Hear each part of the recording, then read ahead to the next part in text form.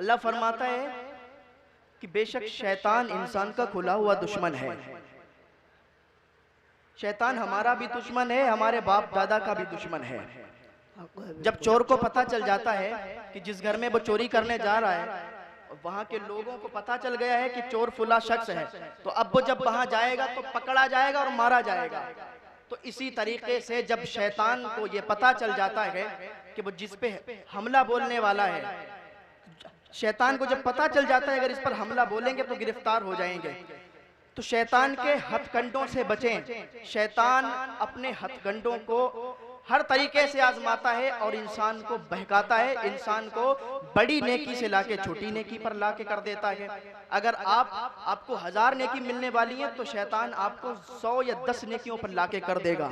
तो शैतान के हथकंडों से बचे। अल्लाह पाक ने शैतान की पूरी हिस्ट्री को कुरान पाक के अंदर इरशाद फरमा दिया। अल्लाह ताला फरमाता है, शैतान, थोड़ी देर सुन लीजिए, इधर गुफ्तगू सुन लीजिए। कुरान के अंदर अल्लाह ने पूरी हिस्ट्री शैतान की बयान फरमाई और ये बहुत ज्यादा पावरफुल था। ये फरिश्तों को पढ़ाता था, लेकिन जब अल्लाह ने हजरत आदम अलैहिस्सलाम को पैदा किया तो अल्लाह ने फरमाया कि आदम को सजदा करो, तो शैतान ने इनकार किया और कहा कि मैं आग से बना हूं, आदम मिट्टी से बने गए, तो मैं इनको सजदा इसलिए नहीं कर सकता। आग की फितरत है ऊपर उठना और मिट्टी की फितरत है नीचे जाना, तो मैं इनसे बेहतर हूं। जब इतना उसने कहा तो अल्लाह ताला ने फरमाया तू मेरी बारगाह से निकल जा, भाग जा यहाँ से मरदूद। तो अल्लाह ताला ने उसे धुतकार के भगा दिया। अल्लाह ने, तो वो शैतान कहने लगा कि अल्लाह तू मुझे भगा रहा है, मैं तेरे बंदों को भटकाऊंगा, सिराते मुस्तकीम पर घात लगा के बैठूंगा, तेरे बंदों को भटकाता रहूंगा। अल्लाह फरमाता है कि तू मेरे बंदों को कभी नहीं भटका सकता, जो मेरा बंदा होगा वो कभी नहीं भटकेगा। लेकिन अगर कोई तेरी चाल में आ भी जाएगा, जमीन से आसमान तक गुनाह करके ले भी आएगा, लेकिन जब मेरी बारगाह में पलट आएगा, जब वो गुनाहों से तौबा कर लेगा, तो उसकी तौबा को ऐसे ही माफ फरमा दूंगा जैसे गोया कि उसने कभी गुनाह ही नहीं किए हैं। शैतान बड़ी बड़े नेकियों से लाके छोटी छोटी नेकियों पर कर देता है। कैसे? हजरत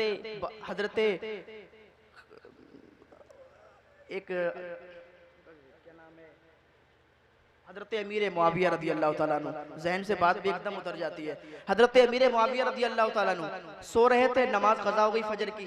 जब नमाज फजर की कज़ा हुई तो सुबह उठे तो बहुत रोए, और रोने के बाद फिर उन्होंने कज़ा नमाज पढ़ी, तो दूसरे दिन फिर सोए और फिर सोते रहे, तो शैतान ने आके उन्हें उठा दिया। हजरत अमीर मुआविया रज़ी अल्लाह ताला अन्हु कहने लगे तू कौन शख्स है जो मुझे नमाज से आके उठा दिया तूने, अब मेरी नमाज कज़ा नहीं होगी। तो कहने लगा कि मैं शैतान हूँ। कहा तू शैतान है? कहा हाँ मैं शैतान हूँ। कहा तेरा तो कोई फायदा नहीं था, फिर तूने आके मुझे क्यों उठा दिया? कहा जब आपकी कल नमाज कज़ा हुई थी ना, तो आप इतना रोए थे, इतना रोए थे कि अल्लाह ताला ने आपको 1000 नमाजों का सवाब अता फरमाया था, और आज भी अगर आपकी कज़ा हो जाती तो अल्लाह ताला आपको फिर 1000 नमाजों का सवाब अता फरमाता। तो मैं नहीं चाहता कि आपको 1000 नमाजों का सवाब मिल जाए, तो मैंने आपको उठा दिया तो आपको एक ही नमाज का सवाब मिलेगा। तो शैतान इस तरीके से हमें बहकाता है, फसलाता है, लेकिन हमें शैतान के बहकावे में नहीं आना चाहिए हमें। और फैमिली लाइफ में, इंसान की फैमिली लाइफ में शैतान का बड़ा जबरदस्त रोल होता है। आजकल तलाक वाले मैटर बहुत ज्यादा आते हैं, हमारे पास अक्सर फोन आते हैं वो तलाक के मसले में कि तलाक हो गई, वो हमारे शोहर राजी नहीं है, शोहर कहता है वो हमारी बीवी राजी नहीं है। ये शैतान इनके अंदर इतनी फूट डाल देता है, 1-2 महीने के बाद शादी होती, इधर उधर फोन आना शुरू हो जाता है, साहब वो तलाक का मैटर हो गया।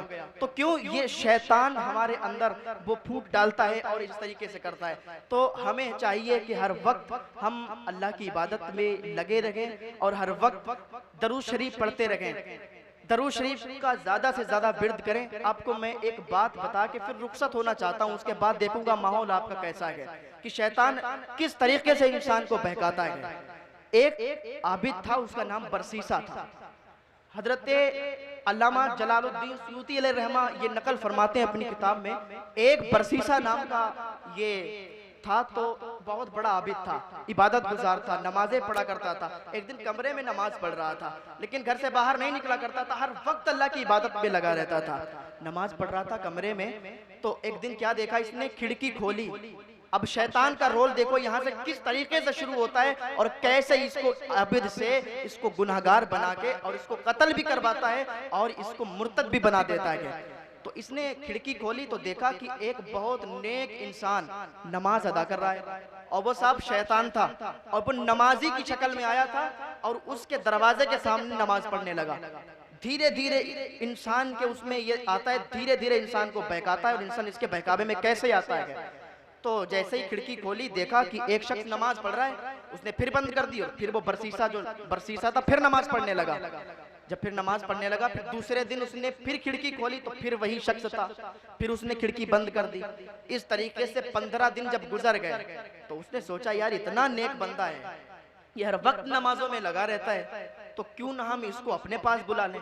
तो एक दिन उसने खिड़की खोली, बारिश बहुत तेजी के साथ हो रही थी, बारिश तेजी से हो रही थी। जब उसने खिड़की खोली तो वो बारिश में भी नमाज पढ़ रहा था। अब उसे पक्का यकीन हो गया कि यार ये तो बहुत ही अल्लाह का नेक बंदा है, अब इसको अपने हुजरे में बुलाना चाहिए। तो उसने वहीं से आवाज दी कि फला इंसान आप मेरे हुजरे में आके अल्लाह की इबादत करें, आप भीगते हुए क्यों अल्लाह की इबादत कर रहे हैं। अब शैतान को तो यही चाहिए था, शैतान चाहता था कि ये शख्स मुझे बुला ले। तो जब उसने बुलाया तो उसने कहा कि आप बुला रहे हैं तो आपकी दावत मुझे कबूल है, मैं आपकी दावत को ठुकरा नहीं सकता। तो शैतान आया हुजरे के अंदर और नमाज पढ़ने लगा। 15 दिन उसने नमाज पढ़ी, बाकायदा नमाज पढ़ी। नमाज क्या, वो नकल बनाए हुए था नमाज की। तो 15 दिन उसने नमाज की नकल की। अब वो जो आबिद इंसान था उसे पक्का यकीन हो गया कि ये तो बहुत बड़ा अल्लाह का नेक बंदा है। अब उसने अपना धीरे धीरे रोल शुरू किया। बरसीसा को उसने बहकाना शुरू किया कि आप इतने बड़े अल्लाह के बंदे हो, आप इतने बड़े जाहिद हो, आप इतने बड़े आबिद हो, इतनी इबादत करते हो, आपकी जबान में तो बहुत पावर होगी।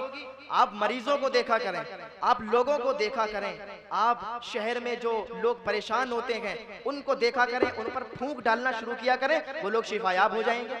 उसने कहा यार मैं ये काम नहीं करता, मैं बस इबादत में लगा रहता हूँ। लेकिन शैतान ने उसको धीरे धीरे बहकाया और कहा मैं आपको एक मंत्र बताता हूँ। शैतान ने एक मंत्र बताया उसको और कहा ये मंत्र तुम ले लो, जब तक तुम्हारे पास ये मंत्र रहेगा जब तक लोग तुमसे शिफायाब होते रहेंगे।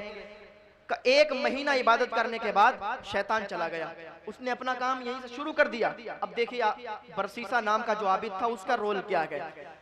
अब क्या हुआ कि उसी शहर में एक बहुत बड़ा मालदार इंसान था, उसकी बेटी की तबीयत खराब हुई। जब उसकी बेटी की तबीयत खराब हुई तो उसने सोचा कि अब किसके पास ले जाएं, उस पर जिन्नाती खलल हो गए और इसी शैतान ने जाके उस पर असर कर दिया और उसको बीमार कर दिया। और फिर उनके दिलों में यह डाल दिया कि बरसीसा नाम का शख्स है, उसके पास चले जाओगे, उसके पास एक ऐसा मंत्र है कि वो मंत्र फूकेगा कि तुम्हारी बेटी सही हो जाएगी। अब किस तरीके से ये डाल रहा है, अभी उधर गया। अब वो जो मालदार इंसान था उसकी बेटी बीमार थी, उसने कहा चलो बरसीसा के पास चलते हैं, लेकिन बरसीसा तो देखता ही नहीं। उसने कहा तुम जाओ तो सही, उसको मंत्र अभी मिला है, अब वो जब मंत्र पढ़ के फूकेगा तो तुम्हारी बेटी शिफायाब हो जाएगी। अब ये मालदार इंसान अपनी बेटी को लेके उस बरसीसा नाम के आबिद के पास गया और जब आबिद ने देखा तो कहने लगा, उसने सोचा कि अभी तक तो मैंने कोई फूंक नहीं डाली, कोई दुआ नहीं की, चलो मंत्र मुझे मिला है, इसको आजमाते हैं, ट्रायल लेते हैं कि देखें ये मंत्र कामयाब है या नहीं है। तो बरसीसा नाम का जो आबिद था उसने उसी मंत्र को पढ़ा और उसी लड़की पर फूंका तो लड़की फौरन सही हो गई, क्योंकि इसी शैतान ने असर किया था और इसी ने ठीक भी कर दिया। बरसीसा को होश भी नहीं। बरसीसा ने समझा कि वाकई मेरा मंत्र बहुत कामयाब है, मेरा मंत्र बहुत कामयाब है, अब तो मैं मरीजों को देखा करूंगा, अब तो मैं जो भी आएगा उस पर यही मंत्र फूंका करूंगा और मैं बहुत मशहूर हो जाऊंगा। वो बरसीसा जो कभी बाहर निकलता नहीं था, आज वो मरीजों को देखने की तमन्ना रख रहा है शैतान के बहकाने से। लेकिन इसको खबर नहीं कि हमें शैतान बहका रहा है, इसी तरीके से हमें भी शैतान बहकाता है, हमें खबर नहीं होती। तो उसने देखा और कह जाओ ठीक हो गई। 15 दिन ठीक रही लड़की और शैतान 15 दिन के बाद जाता है, फिर उस पर असर कर देता है, फिर वो बीमार हो जाती है और फिर उसके बाप से कहता है कि जाओ बरसीसा के पास, वही ठीक कर देगा, उसके अलावा शहर में कोई ठीक नहीं कर पाएगा। अब बरसीसा के पास वही लड़की भेजी गई, उसके भाई अब की लाए और बरसीसा से कहने लगे कि देखो इस पर फिर जिन्नाती खलल हो गए। ये फिर परेशान हो गई। बरसीसा ने फिर वही मंत्र फूंका और फिर लड़की सही हो गई। लड़की सही हो गई। अब इसको पुख्ता यकीन हो गया था कि हमारा मंत्र कामयाब है। इधर इस मालदार इंसान को भी पक्का यकीन हो गया था कि बरसीसा कुछ काम का इंसान है। बरसीसा जो पढ़ के फूंक देता है तो बस जो भी मरीज हो वो ठीक हो जाया करता है। आजकल हमारे मुआशरे में बहुत से ऐसे ढोंग चल रहे हैं, झाड़ फूंक का चल रहा है। लोग जाते हैं अंधाधुंध और उनसे उनको पैसे भी देते हैं, फिर कोई फायदा भी नहीं होता। तो इस तरीके के लोगों से भी बचें। तो अब क्या हुआ कि जो मालदार इंसान था वो किसी काम से पूरी फैमिली के साथ, यानी जो मर्द थे उसके यहाँ, वो सब बाहर चले गए और लड़की अकेली। तो सोचा कि बहन अकेली रहेगी, बाप ने सोचा बेटी अकेली रहेगी, तो फिर किस तरीके से हम इसको साथ में तो ले जा नहीं सकते। तो अब शैतान आया आबिद की शक्ल में और कहने लगा कि तुम्हारी बेटी यहाँ अकेली रहेगी, सेफ नहीं है। बरसीसा नाम का जो शख्स है बहुत नेक है, उसी के पास अपनी बेटी को छोड़ जाओ और फिर जब आओगे तो फिर अब उसके यहाँ से ले आना। वही एक जगह है जहाँ वो बच्ची सेफ रहेगी। तो उसने सोचा कि यार बरसीसा जो है बहुत नेक बंदा है, बहुत अल्लाह से डरने वाला शख्स है, चलो उसके पास छोड़ देते हैं। तो बरसीसा के पास वो अपनी बेटी को छोड़ के और वो चले गए दूर। 1 महीने के लिए वो चले गए। अब देखिए शैतान का क्या रोल शुरू हुआ। जब वहां छोड़ के चले गए, वो लोग अपने काम से चले गए, तो लड़की थी। अब बरसीसा का क्या काम था, बरसीसा ने कहा कि मैं अपने मकान में इसको नहीं रख सकता, इसके लिए आप दूसरा मकान तैयार करवा के जाओ। तो दूसरा मकान तो नहीं था, लेकिन साइड में एक किराए का मकान था, उसमें लड़की को शिफ्ट कर दिया।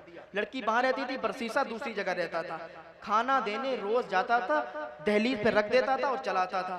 तो शैतान अब आया बरसीसा के पास और कहने लगा कि ए बरसीसा, ए अल्लाह के नेक बंदे, क्या तुझे ये पता नहीं है कि तू एक लड़की को खाना देने जाता है, दरवाजे पे कुत्तों की तरह खाना डाल के चला आता है और वो खाना खाती है बेचारी अकेली, तो तुझे क्या ये तौफीक नहीं होती कि तू अंदर जाके खाना दे दे। तो बरसीसा ने सोचा बात तो सही है, मैं उसको कुत्तों की तरह खाना देता हूँ, तो मैं क्यों ना उसको अंदर खाना दे के आऊं, और जब अंदर दे के आऊंगा तो वो इत्मीनान से खा लेगी।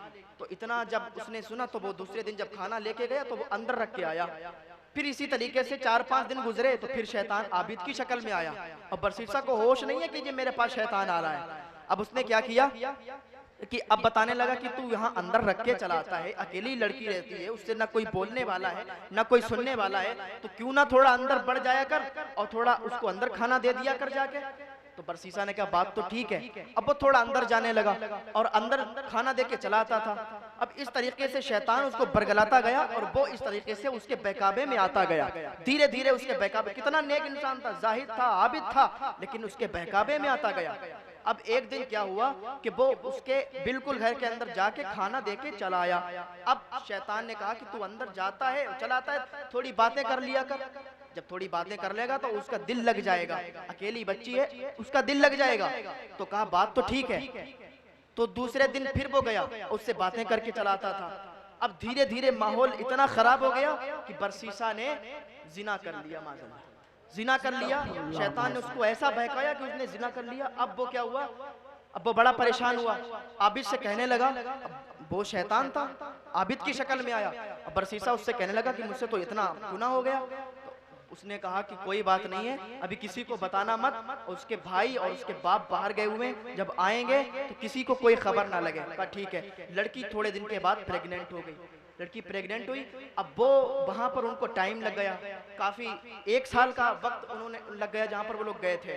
अब इधर बरसीसा बड़ा परेशान था, अब इधर बच्चे की विलादत भी हो गई। इधर बच्चे की विलादत हुई तो फिर शैतान आया आबिद की शक्ल में। अब देखो किस तरीके से इसने रोल निभाया। कहने लगा कि अब तो बच्चा भी हो गया, अब तो तू मार दिया जाएगा। अब वो मालदार इंसान आएगा, जब उसको पता चलेगा हकीकत, वो तो मार देगा और तुम बस बेमौत मारे जाओगे। तो कहा अब क्या करूं तुम बताओ। कहा ऐसा करो, मैंने तुम्हें इतना समझाया है, मैंने तुम्हें मंत्र दिया है, इतना कुछ किया है, तो मेरी बात मानोगे तो तुम बच जाओगे। तो क्या करूं। कहा ऐसा करो, अब जब तुम जाना तो किसी हिसाब से बच्चे को कत्ल कर देना, अब बच्चों के कत्ल करके वहीं पर दफन कर देना। अब जब वहीं पर दफन कर दोगे तो फिर कुछ बात ही नहीं बचेगी, लड़की भी नहीं बताएगी, तुम भी नहीं बताओगे, मामला खत्म हो जाएगा। उसने कहा ठीक है, बात तो तुम्हारी सही है। अब वो बहकावे में आ गया और अंदर गया। जाने के बाद लड़की से कहा कि मैं इस बच्चे को कत्ल कर दूं। अब माँ तो माँ होती है ना, माँ अपने बच्चे को कैसे कत्ल करवा देगी। उसने कहा नहीं है मेरा बच्चा है, मैं नहीं दूंगी इसे कत्ल करने के लिए। उसने जबरदस्ती छीन लिया और उसे कत्ल करके वहीं दफन कर दिया। अब लड़की भी उससे नाराज हो गई। अब वो आया उसी शैतान के पास, वो आबिद की शक्ल इख्तियार किए बैठा था। कहने लगा मैंने उसको कत्ल कर दिया, दफन भी कर दिया, अब बताओ क्या करना है। कहा अब कुछ मत करो, अब क्या करना है, लड़की भी तुमसे नाराज हो गई, अब तुम अगर बचना चाहते हो और अपने बचाव में तो तुम लड़की को भी कत्ल कर दो। ना रहेगा बांस ना बजेगी बांसुरी, लड़की नहीं होगी तो कह देना कि वो इंतकाल हो गया और वो उसको दफन कर दिया गया, कुछ बात ही नहीं होगी। अब बरसीसा आ गया इसके बहकावे में और जाने के बाद छुरा लेके गया, लड़की को भी कत्ल कर दिया और जो लड़की को कत्ल किया उसकी भी कब्र वहीं पर बना दी, दफन कर दिया। अभी इत्मीनान की सांस ली और सोचा कि मैं बच गया। थोड़े दिनों के बाद उसके भाई आ गए। भाई आए तो कहा कि मेरी बहन कहाँ है, तो उसने कहा बड़ा अफसोस, उसने चेहरा बना लिया, आंसू ले आया, कहने लगा कि क्या बताएं आपकी जो बहन थी तबीयत खराब हो गई, इंतकाल कर गई, उसको दफन कर दिया। बहुत नेक थी बेचारी, हर वक्त पंजवक्ता नमाजी भी बन गई थी, उसको मैंने बहुत पढ़ा भी दिया था, नमाजी बना दिया था, लेकिन अल्लाह का करना क्या, उसकी मौत आई, उसे दफन कर दिया गया। उन्होंने दो चार आंसू बहाए, चले गए अपने घर। अब देखो शैतान फिर गया, अब उनके ख्वाब में गया और तीनों को, दो बेटे, दो भाई थे उस बहन के और एक बाप, तीनों के ख्वाब में एक ही ख्वाब डाला कि तुम्हारी बहन को इस तरीके से उस बरसीसा नाम के आबिद ने कत्ल किया, उसके बच्चे को कत्ल किया, पूरा मैटर बता दिया। अब सुबह को भाई आपस में जब जैसे ही उठे एकदम पसीना पसीना, तो तीनों ने जब ख्वाब अपने अपने बताए तो तीनों के एक ही ख्वाब। अब तीनों जो थे उसी बरसीसा के यहाँ दौड़ते हुए गए अपनी तलवार को लेके। कहा जब उसको पकड़ा, का सच सच बताओ क्या मामला था वरना तुम्हारी गर्दन को यहीं उड़ा देंगे।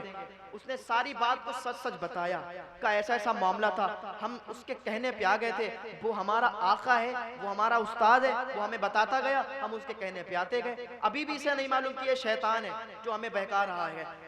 तो उसने कहा अब काजी के पास मैटर गया, काजी ने फांसी का हुक्म दे दिया। अब शैतान किस तरीके से हमारे ईमान को भी छीन लेता है। फांसी का हुक्म दिया, फंदे पर चढ़ गया बरसीसा नाम का आबिद। जब फंदे पर था तो शैतान अपनी शक्ल में आता है, असली शक्ल में आ जाता है और कहता है कि मैंने ही तुम्हें मंत्र दिया और मैंने ही सारे कांड तुमसे करवाए। अब अगर तुम बचना चाहते हो तो मैं बहुत ज्यादा पावरफुल हूँ, अगर तुम बचना चाहते हो तो मैं तुम्हें बचा सकता हूँ। तुम कैसे बचा सकते हो? कहा मैं तुम्हें बचा सकता हूँ अगर तुम मेरी एक बात को मान लो। कहा क्या करना है? कहा तुम सिर्फ इतना कह दो खुदा का इनकार कर दो और मुर्तद हो जाओ, माज़अल्लाह। उसने कहा बचा सकते हो मुझे? कहा बिल्कुल बचा सकता हूँ, मैं क्या नहीं कर सकता, मैं शैतान हूँ, मैं क्या नहीं कर सकता। आबिद था, उसने कह दिया कि खुदा है ही नहीं, खुदा का इनकार कर दिया, माज़अल्लाह मुर्तद हो गया। जब खुदा का इनकार किया, जब काफिर हुआ, मुर्तद हुआ, तो शैतान गायब हो गया। और जब गायब हुआ इधर उसको फांसी भी लग गई। अभी तो ईमान वाला था, सिर्फ जिना का इल्जाम लगा था, लेकिन अभी तो मुर्तद हुआ, ईमान से भी खारिज हो गया और सीधा जहन्नमी हो गया। तो शैतान ने किस तरीके से काम किया, किस तरीके से उसको बहकाया और किस तरीके से क्या क्या करवा दिया और आखिर में उसका ईमान भी छीन लिया। तो हमें शैतान के हथकंडों से बचना चाहिए। अल्लाह ताला हमें शैतान के हथकंडों से बचाए। अल्लाह ताला हमें नेक अमल करने की तौफीक अता फरमाए। आप इस जलसे में आए हो तो यहाँ से एक पैगाम लेके जाओ। आखिरी बात मैं आप तक पहुंचाता हूँ, आखिरी बात सुन के अपनी तकरीर को खत्म कर दूंगा। ये दौर जो है ना बहुत पुरफितन दौर है, बहुत ही अजीब तरीके का माहौल है। अल्लामा इकबाल ने बहुत पहले कहा था कि अगर आप अपने बच्चों के सीनों में मुस्तफा की मोहब्बत डालना चाहते हो तो तीन चीजों को अपना लेना। तीन चीजों को बताया अपना लेना, तुम्हारा बच्चा मुस्तफा की मोहब्बत में गामजन हो जाएगा और तुम्हारे बच्चे के सीने से कभी कोई मुस्तफा की मोहब्बत को निकाल नहीं सकता है। तो कहा क्या चीज है? कहा पहली चीज, जब भी तुम्हारा बच्चा हो तो अपने बच्चों को मुस्तफा पर दरूद शरीफ पढ़ना सिखा दो। जब मुस्तफा पर तुम्हारा बच्चा दरूद शरीफ पढ़ेगा तो उसे मुस्तफा से प्यार हो जाएगा और दरूद शरीफ की बरकत बहुत ज्यादा है। अल्लामा जलालुद्दीन सुयूती रहमा फरमाते हैं, हदीस पाक है, हुजूर ने फरमाया कि जो शख्स दरूद शरीफ पढ़ता है, क्या फरमाया कि अल्लाह का एक फरिश्ता है, उसका सर अर्शे मुअल्ला के नीचे है, उसका एक बाजू पूरब में है, एक बाजू पश्चिम में है, उसके पैर जो है सातों जमीन के नीचे हैं, उसके पर इतने हैं जितनी मखलूक है, जितने इंसान हैं, जिन्नात हैं, शजर हैं, हजर हैं, जितनी मखलूक है अल्लाह ताला की उतने उसके पर हैं। और उसका काम क्या है? उसका काम ये है कि जो भी इंसान एक मर्तबा हुजूर सल्लल्लाहु अलैहि वसल्लम पर दरूद शरीफ पढ़ता है तो उसका वो फरिश्ता नूर के समंदर में गोता लगाता है और फिर अपने परों को झाड़ता है। हर पर से एक कतरा टपकता है और हर कतरे से एक फरिश्ता पैदा होता है। उस फरिश्ते का काम यह होता है जो भी हुजूर पर दुरूद शरीफ पढ़ता है तो वो फरिश्ता उस दुरूद शरीफ पढ़ने या पढ़ने वाली या पढ़ने वाले के लिए कयामत तक बख्शिश की दुआएं करता रहता है। ये उसका काम है और ये हदीस पाक है, ये कोई झूठी बात नहीं है।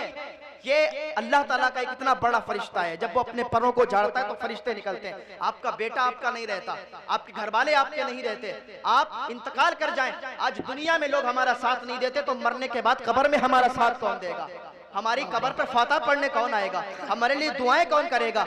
यार बेटा भूल जाता है, बाप बेटे को भूल जाता है, बेटा बाप को भूल जाता है, लेकिन ये एक ऐसा फरिश्ता हमारे लिए है, हम दरूद शरीफ पढ़ते हैं तो ये फरिश्ता कयामत तक हमारे लिए बख्शिश की दुआएं करता रहता है। तो बड़े सारे मिलके अल्लाहुम्मा सल्ली अला सय्यिदना मौलाना मुहम्मदिन व अला मुहम्मदिन व बारिक वसल्लिम सल्लु अलैहि सलातु व सलाम अलैका या रसूल अल्लाह सल्लल्लाहु तआला अलैहि वसल्लम। एक बात हुई अल्लामा इकबाल की कि अगर अपने बच्चों के सीने में मुस्तफा की मोहब्बत डालना चाहते हो, एक बात तो ये होगी कि दुरूद शरीफ पढ़ना सिखाओ।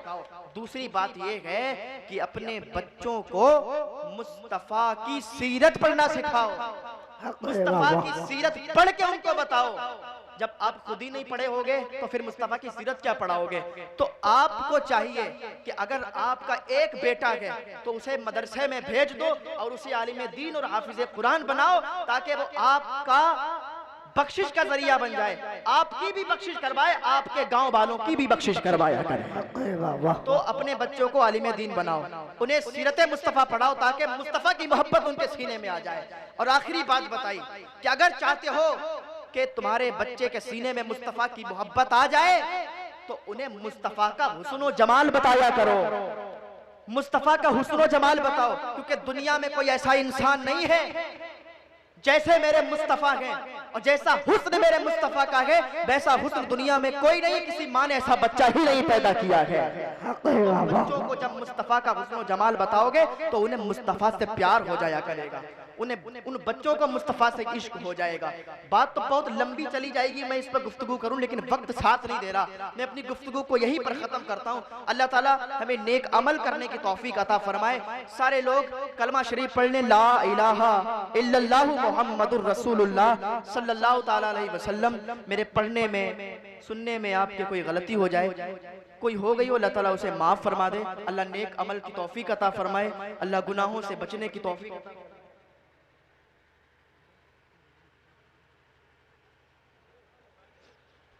दरूद पाक पढ़ें। अल्लाहुम्मा सल्ली अला सय्यिदना मौलाना मुहम्मद व बारिक वसल्लिम सल्लु अलैहि सलातु व सलाम अलैका या रसूल अल्लाह सल्लल्लाहु अलैहि वसल्लम। अच्छा, आपके गांव, इस गांव में कितनी मस्जिद है? एक मस्जिद है। और हज़रत नमाजी कितने आते हैं? एक सफ होती है? दो सफ। मस्जिद तो बना ली पल भर में ही माँ की हरारत वालों ने, मन अपना पुराना पापी है बरसों से नमाजी बन ना सका। नमाज ये, अगर आप नमाजी है ना, नमाज पढ़ेंगे तो आपके घरों में बरकतें अता होंगी। नमाज छोड़ने वाला, आप किताबों को पढ़ें, अगर एक टाइम की भी नमाज आप छोड़ देते हैं तो ये जमीन के कीड़े आपके लिए बद्दुआएं करते हैं। ये जमीन के कीड़े कहते हैं या अल्लाह इसे जमीन पे क्यों रखा है, इसे मेरे अंदर दफन कर दे, मेरे अंदर डाल दे ताकि मैं इसकी पसलियों को इधर से उधर कर दूं। तो नमाज अब बिल्कुल न छोड़ें, नमाज पढ़ेंगे तो घर में बरकतें होंगी, रहमतों बरकतों का नुज़ूल होगा। आपने मस्जिद बनाई है, एक सफ़ हो रही है, सारी सफ़ों को भरो, पूरी मस्जिद को भरो। फिर मैं कहता हूँ मस्जिद तो बना ली पर पल भर में माँ की हरारत वालों ने, मन अपना पुराना पापी था बरसों में नमाजी बन ना सका। आप वादा करें कि इंशाअल्लाह जो जुम्मा वाले हैं वो 2 टाइम नमाज पढ़ने जाएंगे। हाँ तो टाइम, 2 टाइम भी नहीं जा सकते? अच्छा, जुम्मा पढ़ने कौन जाता है? चलो मैं हाथ नहीं उठवा रहा, आदमी इसमें अपनी बेइज्जती समझता है। 5 वक्ता नमाजी बन जाओ, 5 टाइम नमाज पढ़ने जाओ, इस जलसे में बैठे हो तो कुछ ना कुछ पैगाम लेके जाओ, यहाँ से उठो तो तौबा करके उठो, क्योंकि हमारी ज़िंदगी का कोई पता नहीं कब हमारी ज़िंदगी की शाम हो जाए। मैं बोल रहा हूँ, मुझे ये भी नहीं पता कि मुझे अगली सांस आएगी या नहीं आएगी, मैं अभी मेरी सांस खत्म हो जाए, किसी को कुछ भी नहीं पता। लोगों ने बड़े दावे किए थे, मैं ये हूँ, मैं वो हूँ, मेरा इतना माल है, मेरी इतनी दौलत है, सब छोड़ के चले गए, सब छोड़ के चले गए। और बस आज क्या है, उनकी फैमिली, उनके बच्चे, उनके रिश्तेदार उनके माल को यूज कर रहे हैं और उनके लिए दुआएं भी नहीं कर रहे हैं। अरे आप दुनिया में हो, अभी जिंदा हो, सलामत हो, एक मरने वाला एक इंसान बाजार में खड़ा हुआ था और वो कह रहा था, कुछ चीख चीख के कह रहा था। तो किसी ने पूछा, मियाँ क्या कह रहे हो? कहा, मैं ये कह रहा हूँ कि ऐ लोगों, अल्लाह से सुलह कर लो। तो कहा फिर लोग क्या कहते हैं? लोग नहीं मान रहे, लोग आ ही नहीं रहे, लोग अल्लाह से सुलह कर ही नहीं रहे। दूसरे दिन वो कब्रिस्तान में खड़ा हुआ वही बात कह रहा था। तो किसी ने कहा, मियां आज क्या कह रहे हो?